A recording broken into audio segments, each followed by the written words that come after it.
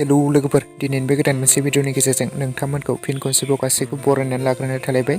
स' लोगोफोर दिनै आं बे भिडिअनि गेजेरजों नोंथांमोननो GFP प्रेजेन्स बेनारनिफ्राय दिहुनजानाय गोदानै आबुं मोनसे बड' अफिसियेल देमसि बैसागु मिउजिक भिडिअ'। स' जाय मिउजिक भिडिअनि टाइटेलनि मुङानो जादों बिहामजो गावदां। स' बे मिउजिक भिडिअ'आवनो गाहायै फाव खालामदों बर'नि मुंदांखा फाव खालामगिरि फेस्ला फाव खालामगिरि बिथां मेन्देला ब्रह्म आरो बिथांजों लोगोसे रश्मि ब्रह्म बिथांमोना डाइरेक्सन करिय'ग्राफ खालामदों सोमावसार बसुमतारी बिथाङानो मेथाइखौ रोजाबदों।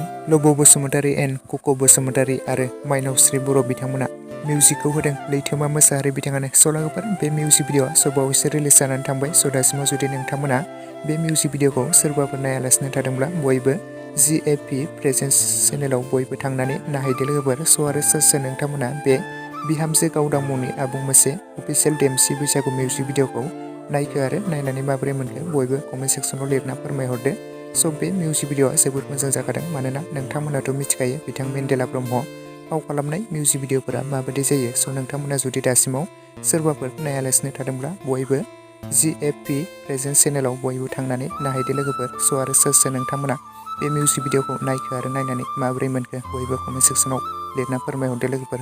स' लोगोफोर लोगोसे आंनि दासिमनि भिडिअ आपडेटआ बेखिनियावनो। भिडिअखौ नायनानै जुदि नोंथांमोना मोजां मोनदोंब्ला लाइक खालामदो, लोगोसे चेनेलाव गोदानै फैदोंब्ला साबस्क्राइब खालामनानै खाथिनि बेल आइकनखौबो अल प्रेस खालामना लादो, जाहाथे नोंथांमोना बेफोरबायदिनो माखासे गोदान बर' सावथुन आरो एलबामफोरनि भिडिअ आपडेटखौ मोनथिबाय थायो।